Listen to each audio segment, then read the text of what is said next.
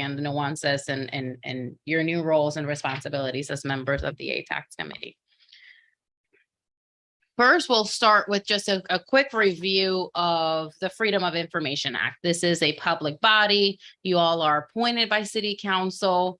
Currently, the new members are serving unexpired terms. That means that your terms expire at the end of this year. However, in all likelihood, the council will reappoint you for another term, which would be an additional 3 years. But as a public body, we are I thought somebody called me. We are bound by those regulations, which it essentially says that all documents, meetings, agendas that you all use for your role in what you're doing with the ATAX committee need to be public. That means any email communications that you receive, all of that is subject to the Freedom of Information Act, which means it's public. The Freedom of Information Act also requires that the agendas and meeting notices happen no later than 24 hours in advance. There can be changes to an agenda after 24 hours, but the city would have to prove, or the public body would have to prove exigent circumstances. So if we ever have that need, we can kind of go through what process we would need to follow. But typically with ATAX, we know in advance the business that you're going to be conducting. So a meeting agenda is produced. Usually I will start and draft the agenda, share it with the chair, which is Mr. Ray Burns. And once it's approved, it's just distributed to the other members and posted on the city's website, which is available to everybody. Again, all city documents, including emails on city email accounts or even personal email accounts that are city related, are considered public, and those may be disclosed and be discoverable if they are requested through a FOIA request. So I always say, imagine anything you write about the city, it's city related businesses, imagine that being in a billboard, because it could be. Any questions about FOIA? All right, just a quick introduction, and maybe I know we don't have all the new members here, but for those that are here, if you want to take a quick second, 1 or 2 minutes actually, to introduce yourself, your background. I know you went through the interview process with the personnel committee, but that way you all can know each other and know sort of what the experience and the expertise that you're bringing to this board. Chaz, do you want to start? Sure, absolutely. I'm Chaz Akers. I've been a resident on the island for around 1 year and 8 months now. Moved from California, originally from Louisiana, attended Tulane University there. I have over 30 years of marketing and advertising experience, focusing specifically in direct consumer marketing, and working with brands such as the History Channel, Ultimate Fighting Championship, Bay Area Backroads Tour, Bicycle Tours, and a host of other properties. And I look forward to serving this committee. Great, Ray. Okay, I'm Ray Burns. I have been on this committee for about 1.5 years, and I qualified through the lodging category on the committee. Lived here full time for about 8 years and owned property on the island for about 20 years. And previously, my work career, I was president of a plastic injection molding business with a couple of plants in the Carolinas. I'm Barb Bergwerf. I'm a 20-year resident of the island, a retired professional photographer and children's book creator. Is that the right word? Previous member of the City Council in Isle of Ponce for 8 years. And I'm very interested in ATAX and what we can do for the city. Great. We have Chrissy Lorenz. She was also appointed by City Council at the same time as Barb and Chaz. She couldn't be here with us today, but she represents the hospitality seat. She is one of the operating partners of the new restaurant that just opened at the marina, the Islander 71. Rebecca Kovalich, she was recommended by the Personnel Committee a few weeks ago, and that will be presented to City Council for appointment later this month. So she'll be able, if appointed, she'll be able to join you after that time. We also have a vacancy currently that was created by the resignation of a previous member that was filling the lodging seat. And the personnel committee is having a meeting next Tuesday at 3 o'clock to interview Miss Gloria Clark, who submitted an application for that seat. So ideally, that could also be appointed by City Council in their June 28th meeting, and we can have a full board present in July. Also part of our of your committee is Douglas Truslow. He represents the at-large seat, and he's traveling this week, but I think he'll be able to join us at at your next meeting. Most of y'all, all of y'all know me now. I'm Desiree. I'm the city administrator. I've been with the city for about 7-8 years now. First started as the assistant administrator. I know Barb's shaking her head. Can't Time believe flies. time flies. Been the city administrator since 2018. Nicole Deneen, she's our clerk. She's been with us for several years now too. We're so lucky to have her. Debbie Suggs is our finance director. She's been with the city for 25 plus years. So she's definitely an encyclopedia and an awesome resource for us. She's not here today, but she will be here on Monday, and she will be the one presenting the financial statements and answer any questions you may have about that. And then Amy, she helps with everything. She's just a rock star. All right, so we'll start with roles and responsibility of the ATAX Advisory Committee. The packet that I sent you all about a week or two ago included a lot of information. So I hope that y'all have read it, sort of digested it. This is very much an overview of what state law dictates for this committee. Section 6425 of the South Carolina Code of Laws essentially establishes the roles and responsibilities for these local advisory committee. It's a board committee that is made up of 7 members. The majority have to be from the hospitality industry. 2 of them must be from the lodging industry. So those Chair Burns has one of those seats. 1 member will represent cultural organizations, which is Barb's seat. And then the others would be from the hospitality and 1 at large. They are appointed by City Council and serve for a term of 2 years. So like I said earlier, the 4 new members are filling unexpired terms, filling resignations. Those terms expire in 2022, the end of this year. And then at that time in December, City Council will consider reappointing you for 2 additional years. I will recommend that we reappoint you all because it's been a long process to get to this point, but we're excited about what we can accomplish with this group. Your role as the ATAX Advisory Committee, you will be making recommendations to City Council on the expenditure of the funds generated by the 2% state ATAX. By law, these funds must be used exclusively for the promotion of tourism, arts, and cultural activities within the community where these funds are generated. And what we call, and the state law calls, tourism-related expenditures, which we'll unpack in a little bit. So what is the state accommodations tax? It is a 2% charge on all accommodations. Any heads on beds, any sleeping accommodations, whether it's short-term rentals or hotels, bed and breakfast, whatever sleeping accommodations that are provided statewide, folks have to pay within all the taxes that they pay 2% on state ATAX. The Department of Revenue collects this revenue and distributes it back to the city. And those communities that receive more than 50%, $50,000 in state ATAX must appoint an advisory committee to make recommendations to City Council on how they are spent. So that is your statutory role.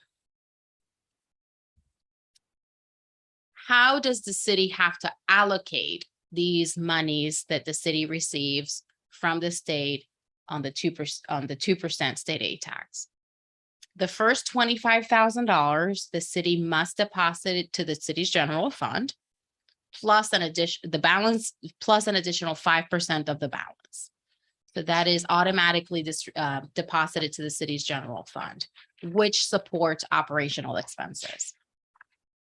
30% of total revenues must be used exclusively for tourism advertisement and promotion to develop and increase tourist attendance through the generation of publicity. And this language is taken directly from state law. Currently, the city's 30% of state ATAX is managed by the Charleston Area Visitors Bureau, Explore Charleston. The city had selected the CVB, I think, almost 30 years ago, and that's been the way that those funds have been spent by the CVB, the entire 30% of those. The remaining balance, 65%, must be used by the city for tourism-related expenditures.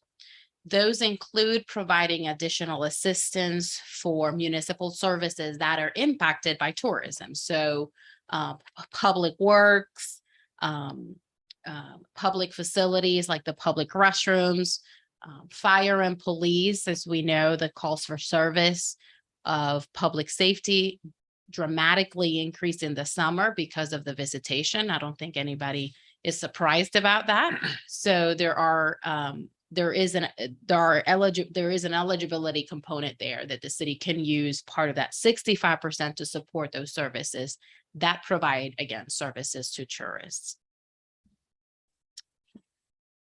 For the 30% tourism advertisement and promotion piece, again, the state law establishes that in order to manage and direct the expenditure of these funds, the city must select one or more organizations, such as a Chamber of Commerce, a Visitor and Convention Bureau, or Regional Tourism Commission, which has an existing ongoing tourism promotion program. And as I mentioned earlier, the city's current DMO, which is the direct marketing organization that manages those funds, is the CVB. The law establishes that if no organization exists, or I guess we can argue that if an organization that exists that is not meeting our needs, then the city can create a nonprofit organization and prove that it can develop an effective tourism promotion program. We've talked, go ahead. No, create one, you have to prove that it can do the job. Correct. before it becomes You effective. either prove that you have an ongoing tourism promotion program, or that you can prove that you can create and develop a Okay. tourism promotion program. Interesting question. How they Yes. do.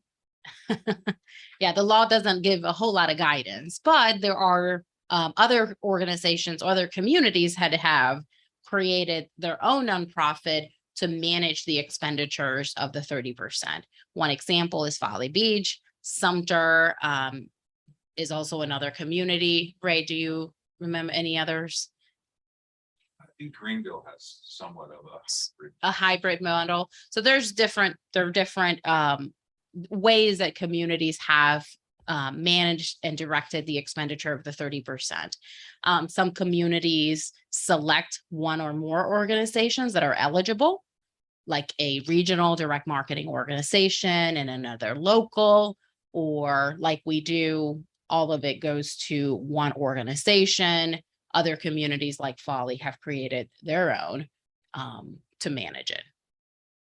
If the city wanted to create their own nonprofit organization to manage and direct the expenditure of the 30% of ATAX funds for tourism promotion, the city would be required to appoint a board very similar to you all, same membership and criteria, that would oversee that nonprofit organization. It has to be a separate board. It couldn't be the. That's correct. It has to be a separate board.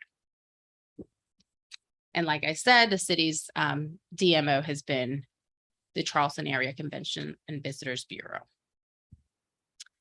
So what are tourism related expenditures? This is what defines what the city can use the remaining 65% of state ATAX funds.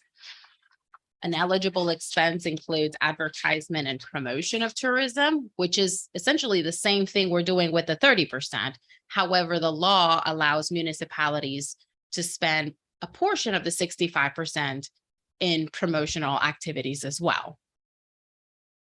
Promotion of the arts and cultural events, construction and operation of facilities for civic and cultural activities, including construction and maintenance of access or other nearby roads and utilities for the facilities, law enforcement, fire protection, solid waste collection, health facilities that serve tourists and tourist facilities, public facilities such as restrooms, dressing rooms, parks, parking lots, tourist shuttle transportation, control and repair of waterfront erosion, including beach renourishment, and for the operation of visitor information centers.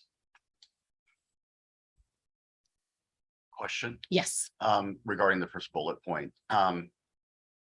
This implies there is no restriction if monies were allocated from this percentage that marketing or advertising agency would have to be a Chamber of Commerce Visitor and Convention Bureau system with an existing relationship. that's correct. Anybody can come in. That's right. Understood. Thank You're you. correct.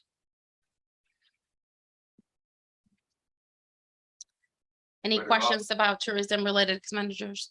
But it also could be like an event, is that not right? Like a Correct. Festival, some sort of a promote, you're promoting an event that will bring tourists in. That's right.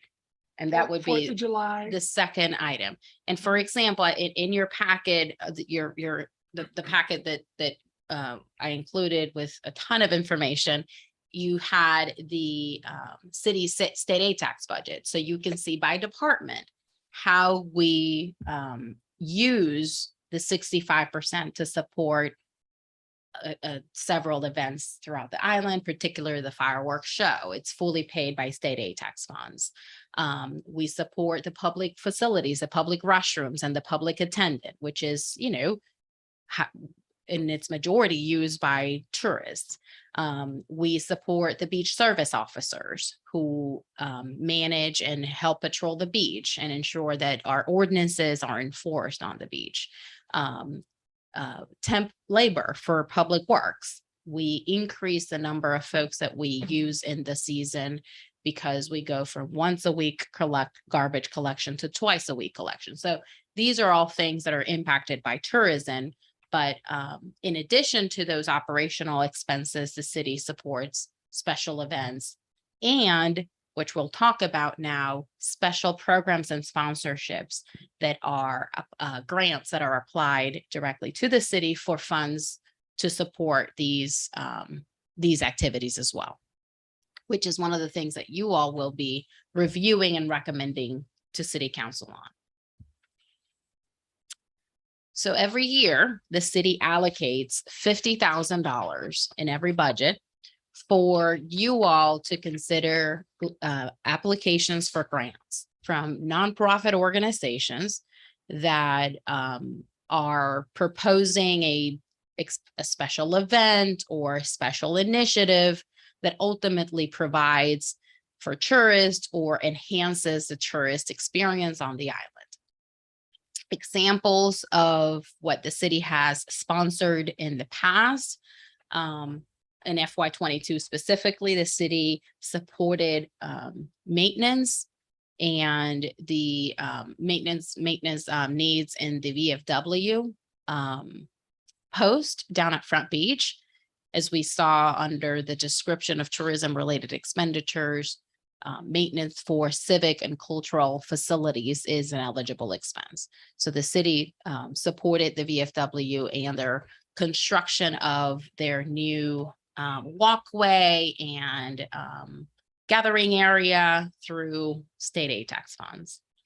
The city also supported the law enforcement neighborhood support program. This is a collaboration between the Exchange Club, community residents, and the police department to support our police department, and hopefully we expand that to public safety.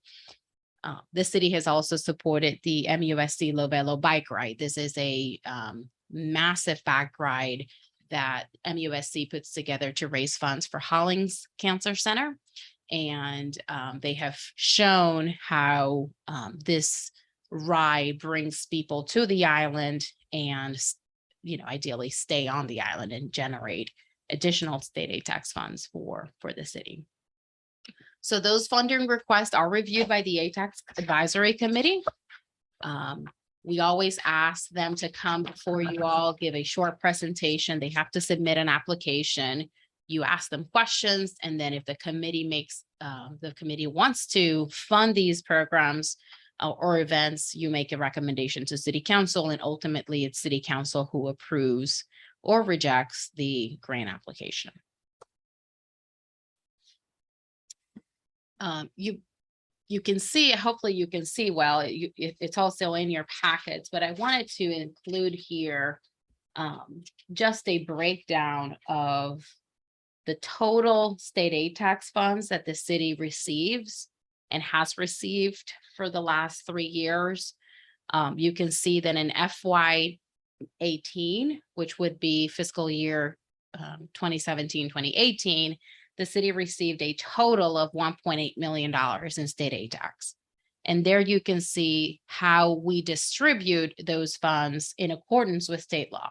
The first 25,000 go to the general fund, the additional 5% that goes to the general fund, and then the 65%, the remaining balance of the 65% that is to be used for accommodation and tourism related expenditures.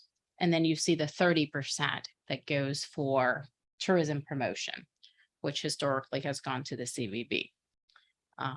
We can see as the city has been very lucky in, again, pretty, for several years now, we have had a very stable tourism economy. I would say not only stable, it's increasing. And those numbers are shown in the total state ATAX. And as a virtue of a percentage, the 30% for tourism promotion and the 65%, all of it increases as well. So one of the things that the state ATAX committee was looking at last year is, one, does the city have any other alternatives to how we currently spend, or who currently spends the 30% of tourism advertisement dollars? And then there's another conversation happening at the same time is, can we use the 30% for other things other than tourism promotion? As you can see, for FY21, we budgeted to receive $2.5 million just in state ATAX dollars. And 30% of that is $733. When you look at our forecasted numbers, that number continues to increase dramatically, and will be close to $1 million just in the 30% for tourism promotion in the next few years. So there's a very real concern and very real, I guess, conversation that City Council will have in, for the city to pursue potential changes to state law that would allow greater flexibility in the use of the 30%. There is a recognition that spending money for tourism, advertisement, and promotion is important so that you can, as some people say, feed the beast and make sure that people are continuing to come. But how much is too much, I guess, is going to be the question that I think the city will need to answer. So that's, to me, it's a very telling schedule that shows how much we're getting, how much we have to work with, and particularly that percentage, we don't have a whole ton of flexibility in how that money is spent. Because state law is pretty clear that it must be used exclusively for tourism promotion and advertisement. Last year, I don't have a slide on this, but historically, the ATAX committee advised the city on the 65% piece. So during the budget preparation process, the staff will come to you all, and this will continue to happen. And we'll review what our recommendations are for the expenditure of state ATAX. And this is how we distribute funds for special events, police and fire, public works, and other initiatives. And we'll have a conversation with you all because you are required and asked to review those funds, review those recommendations, and make a recommendation to City Council on how you want those funds to be spent. Ultimately, City Council can do what it wants. They can take your recommendation or not. But typically they do. And we'll have that discussion. So that's a lot of the work that you do at the beginning of the year before the budget process is completed. Last year, the Tourism Expenditure Review Committee, which is the state organization that oversees state ATAX funds, sent a new directive to municipalities that said that the nonprofit organizations that are managing and directing the expenditure of the 30% dollars have to also come before this committee. That didn't happen before. They would present the city with a budget and then an accounting at the end of the year. That wasn't done as consistently as it should have been. And I think that there was a recognition that more oversight needed to take place for the expenditure of the 30%. So the Turk committee did make that sort of ruling, if you will. And moving forward, the organization that spends the 30% will come before you all, present to you a budget, their proposed budget for the expenditure of the 30%. You all review it. Then it's up to City Council to approve it. And then at the end of that fiscal year, the organization must come back and show essentially an accounting of the budget that they had presented the year before and how it was spent. So that is something that we'll do on Monday. I sent you all the budget that was presented by the CVB. I've asked them to come to the meeting on Monday because they are the best to answer what they're proposing. And you'll have to make a determination. You'll review it, have questions, and then it will go up to City Council to approve or reject. All right, this is another interesting schedule that we've been keeping up with that shows the distribution of state accommodations taxes of essentially where they're coming from. We know it's accommodations, but where are they coming from? Is it from Wild Dunes? Is it from outside of Wild Dunes? Is it mostly hotels? Is it more short-term rentals? So here you can see a percentage of the total that is generated by the different entities on the island that generate accommodation tax revenue. We can see that about 26% comes from Wild Dunes, and that's the resort.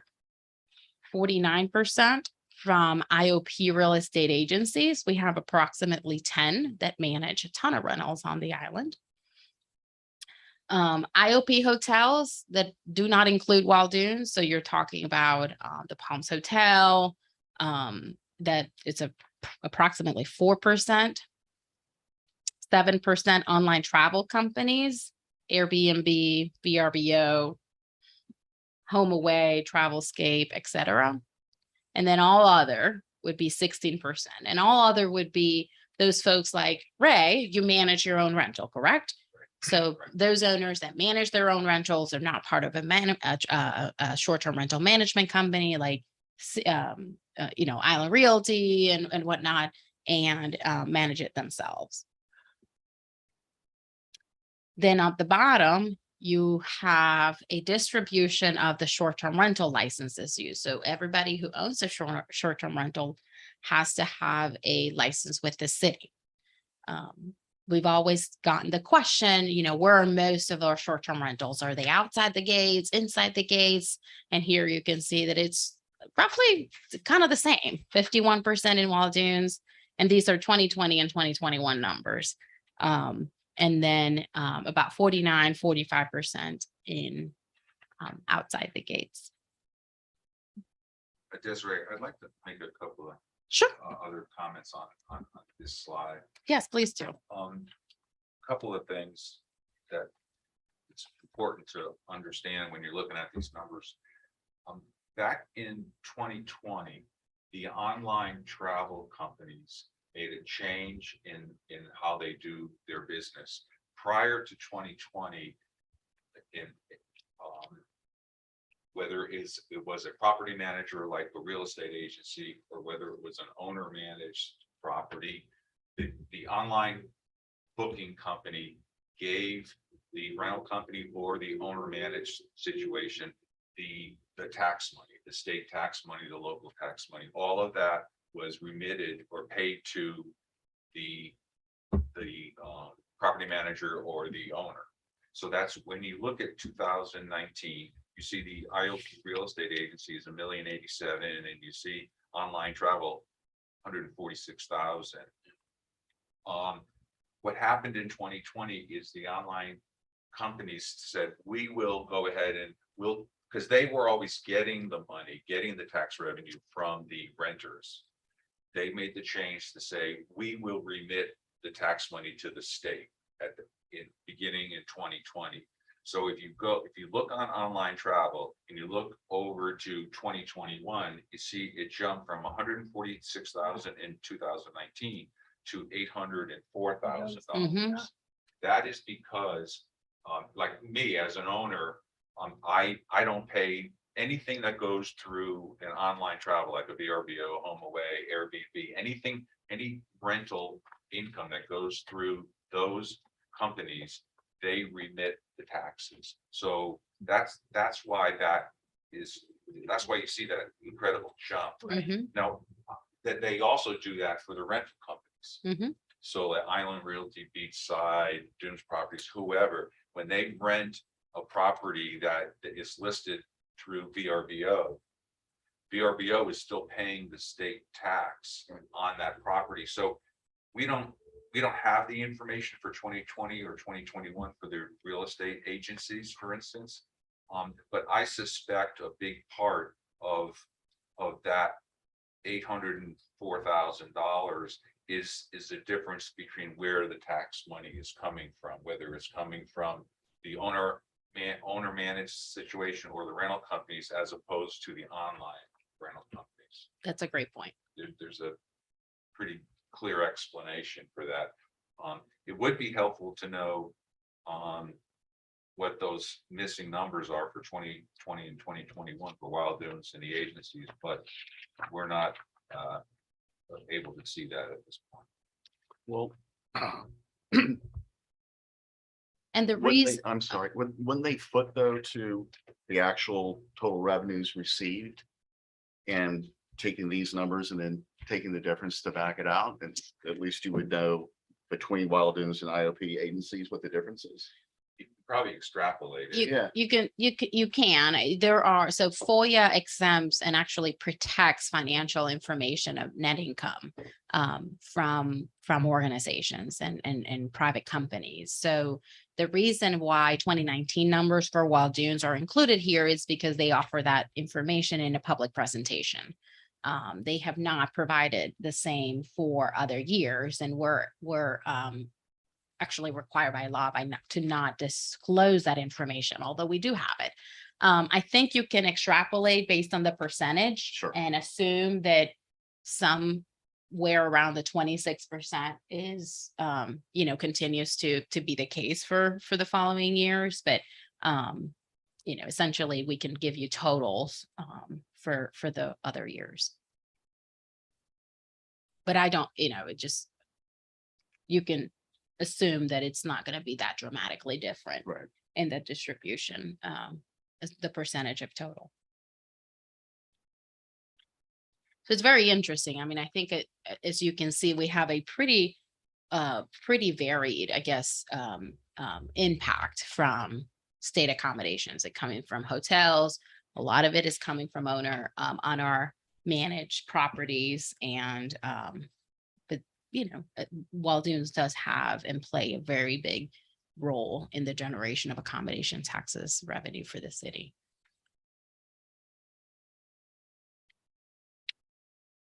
Are there any questions? I think this is all we have in terms of just understanding the law, understanding your role, and understanding what the expectations will be of this committee moving forward. At our meeting on Monday at 1 o'clock, we'll have your first regular meeting. I've distributed the agenda and the packet. You will be hearing from the IOP Chamber of Commerce.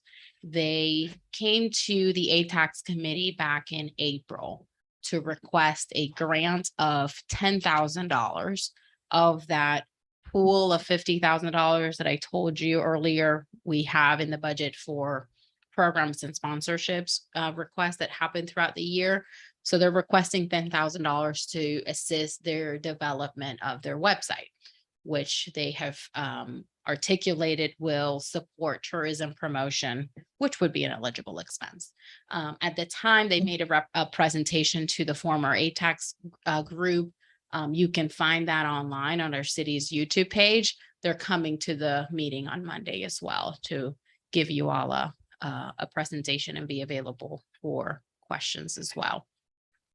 The other thing we have on the agenda is for you to review and discuss the proposed budget for FY23 from the CVB for the expenditure of the 30%. I have asked, I said earlier, I'm waiting for confirmation from the CVB whether or not they will attend. I'm hopeful that somebody from their team will be, because I don't know if you're going to be able to make a determination on maybe the written materials, maybe not, but wanted to have them come and present. And then the other thing that we're going to talk about is Ray and I have talked about in the past, creating a more streamlined process for these grants. Historically, we accept these grants throughout the year. Whenever they're submitted to the city staff, we then call a meeting, you all meet, hear from them, make a recommendation to city council. What the overwhelming number of municipalities that have ATAX funds, what they do is they establish a deadline, and all applications need to come at that time. You all review them at once and make a recommendation at that time, rather than sort of haphazardly done throughout the year. So that's something we really want you all to consider for us to change. I think it'll make the processes much more efficient and clearer for everyone. So we'll be talking about that and hopefully getting some feedback from you all on how we can better manage that program. And then you'll also hear a financial report on the expenditures of state ATAX for the fiscal year that ends in June. Are there any questions? I know I sent you a ton of info. If you have any questions between now and next Monday, feel free to reach out to me by email. In my email, you'll also have my cell phone. So yeah, Ray's an expert on ATAX already, whether he likes it or not, huh, right? Luck stops with you. But yeah, we want to be helpful and we want to be resourceful for you all and make sure that you have all the information you need to make good recommendations to city council. So anything we can do from our end to help navigate this new role, please let us know. Thank you. All right. Thank you. Thank you. Well, I need to order. Do you want to entertain a motion to adjourn? Yes. Do I have a motion to adjourn? So moved. Second. All in favor? Aye. Desiree, can I have a couple of minutes? I can.